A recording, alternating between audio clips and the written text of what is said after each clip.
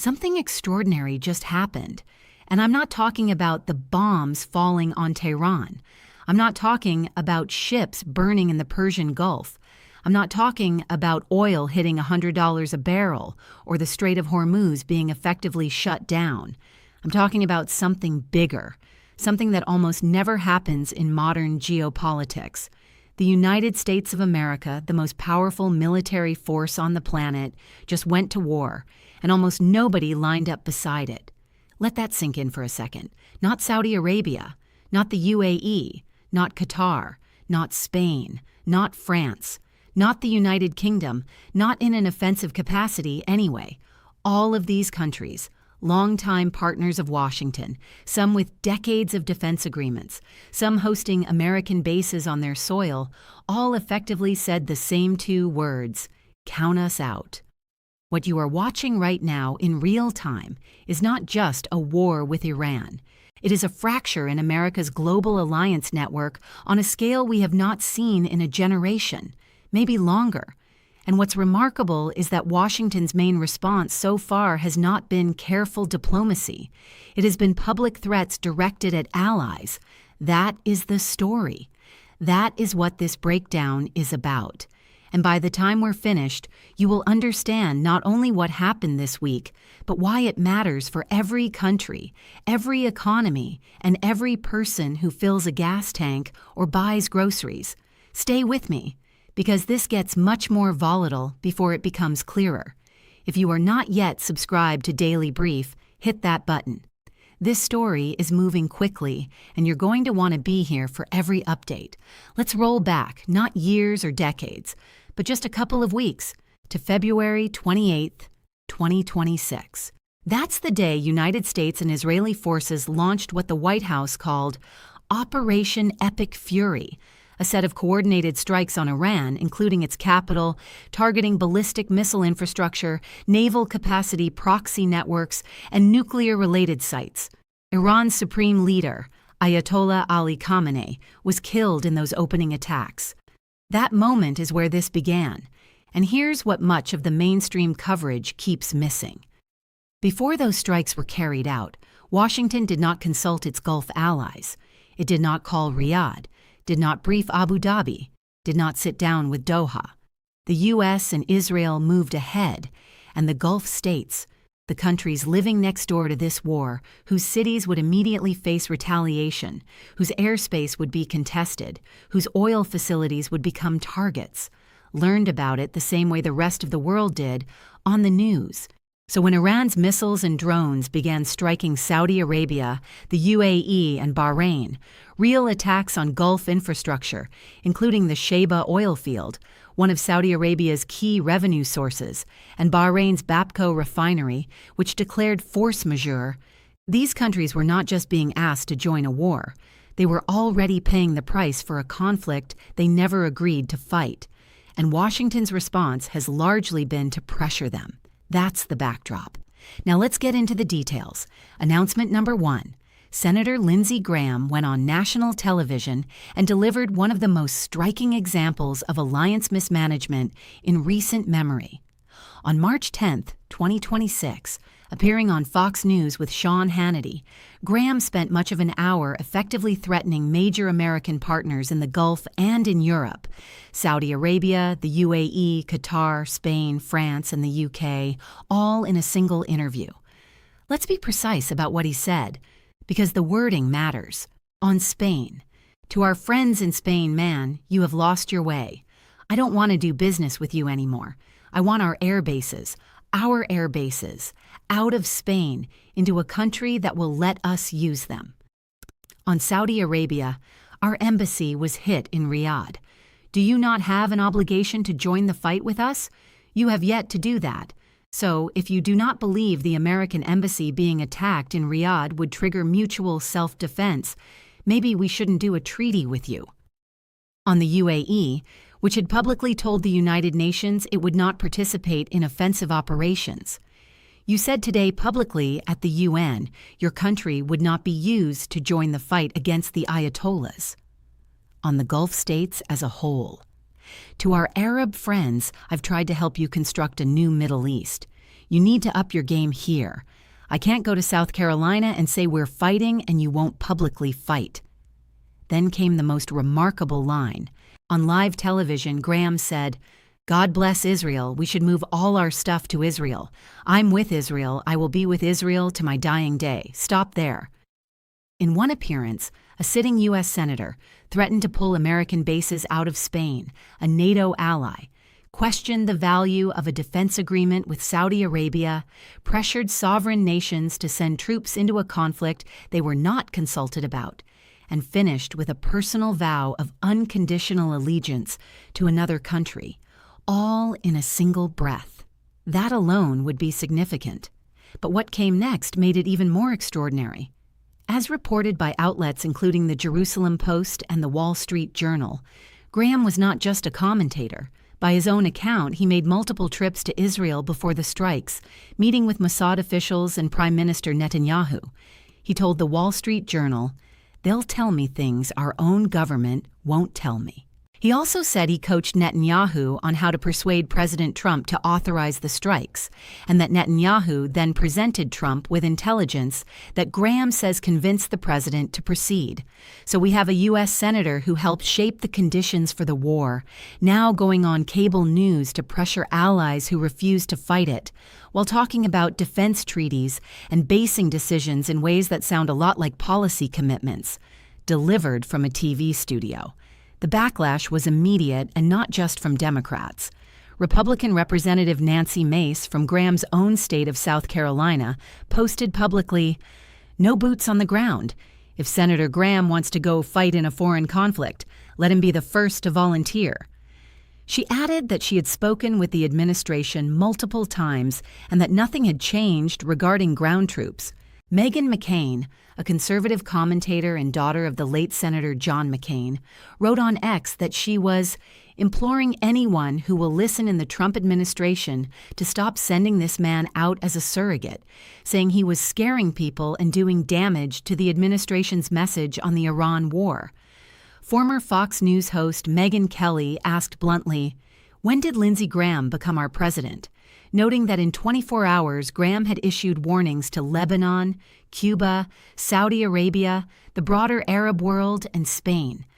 Commentator Matt Walsh wrote, "Where does he think he gets the authority to unilaterally offer permanent defense agreements to foreign countries? Who exactly made this guy emperor of the world?" When voices inside your own political coalition are asking those questions in public, you have a serious messaging problem. Announcement number 1, received. Announcement number 2, the Gulf states are not simply declining to participate. They are actively limiting Washington's options and saying so openly. According to confirmation given to Middle East Eye by a U.S. official, Saudi Arabia has blocked American access to its bases for offensive operations. This is not rumor, it's an acknowledged U.S. position. Riyadh permits defensive postures, nothing offensive. Iran's foreign minister, Abbas Araghchi, stated publicly that Saudi officials were fully committed to not allowing their territory, waters, or airspace to be used against Iran. Think about what that means. Iran's foreign minister publicly confirming a pledge made by Saudi Arabia to Tehran, not to Washington. The UAE's statement at the UN that it would not participate in offensive operations was followed by the Saudi Foreign Ministry saying the kingdom retains its full right to take all necessary measures to safeguard its security, sovereignty, and the safety of its citizens and residents. Note what is missing. There is no pledge to stand alongside the U.S. in offensive moves. The message is, we will protect ourselves on our terms. Then came a notable intervention from Khalaf Ahmad al-Habtoor, a prominent Emirati businessman with deep ties to UAE leadership. In a public statement responding directly to Graham, he argued that the Gulf states know why they are under attack and who pulled the region into this escalation without consulting them. He criticized what he called hasty American decision-making and said the war had been imposed on them by outside power struggles. In his words, Iran, Israel, and the U.S. were all acting in accordance with their own interests, not those of Arab populations. He stressed that the Gulf, values the lives of our sons, and does not treat them as expendable. Then he shifted to economics, quoting Graham's own comments about Iran and Venezuela holding 31% of global oil reserves and the profits that might come if Iran's regime fell. Al-Habtoor said only then does the picture become clear about why some in Washington might want this war. He finished by saying that although Graham is a senator in the U.S. Congress, his remarks make it sound like he is serving in the Israeli Knesset, because he appears to defend Israel's interests more than those of the American people. That kind of statement from a figure of that stature in the Gulf is not a casual post. It is a carefully articulated explanation of why key Arab states are not lining up behind this war. Announcement number 2, received. Now, announcement number 3, the one many analyses are missing, and the one that, if you follow its implications, significantly alters the strategic picture. Russia is providing intelligence support to Iran against U.S. forces. NBC News, citing multiple sources, reported that Russia has been sharing information on the location and movement of American military assets in the Gulf. UK Defense Secretary John Healey publicly said that no one should be surprised if Putin's hidden hand is influencing some Iranian tactics and capabilities. Iran has launched more than 2,000 Shahed-type drones across the region since February 28th. CNN and other outlets report that Russia has helped Iran refine its drone tactics, building on Russian experience using similar systems in Ukraine. The operational lessons Moscow learned over cities like Kiev and Kharkiv are now being applied in the Gulf.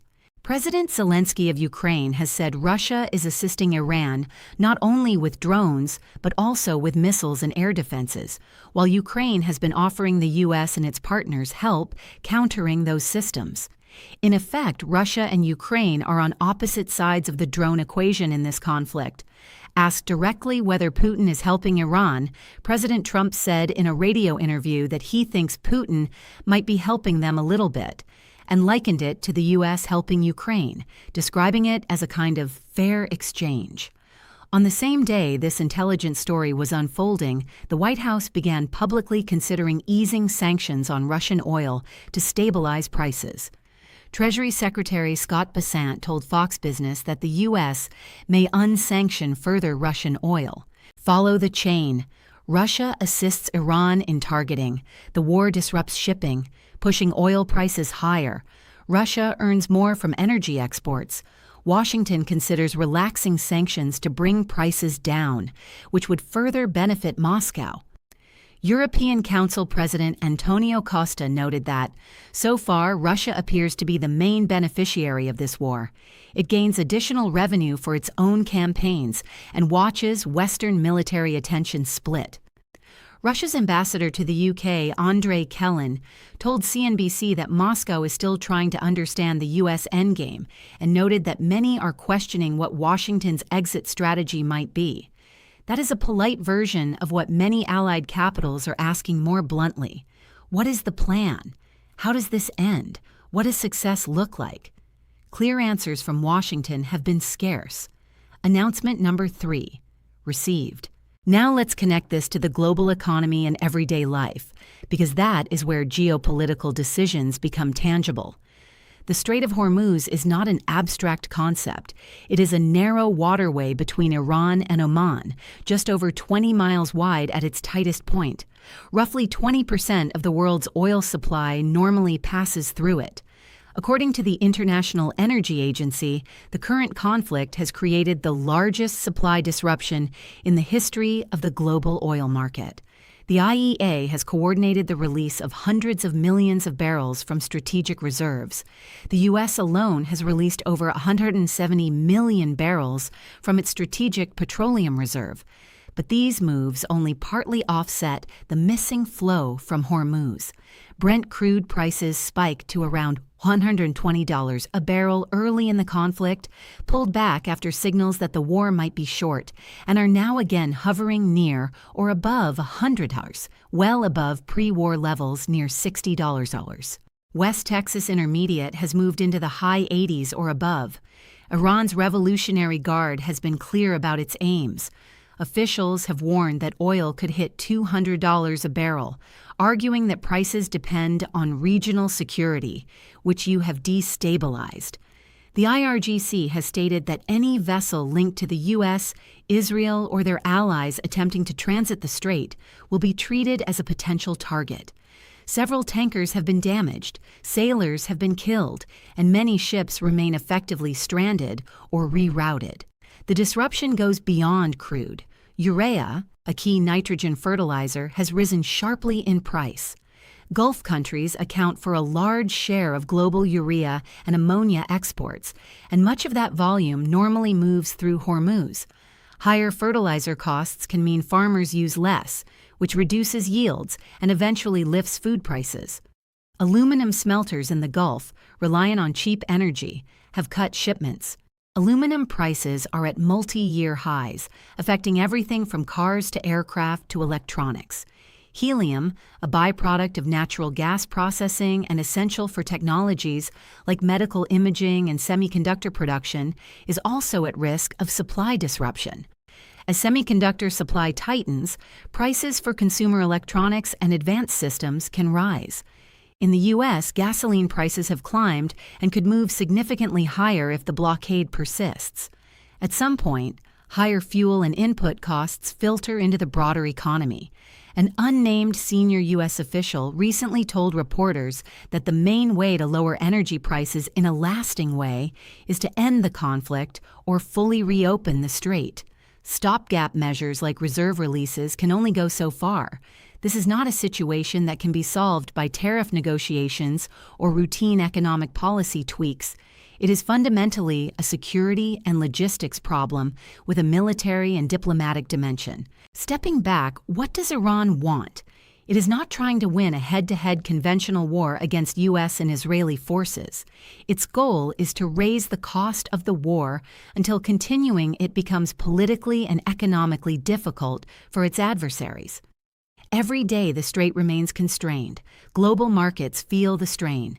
Every day energy prices remain elevated. Political pressure grows. When key partners refuse to participate in offensive operations, it underscores the sense that Washington is more isolated than in past campaigns.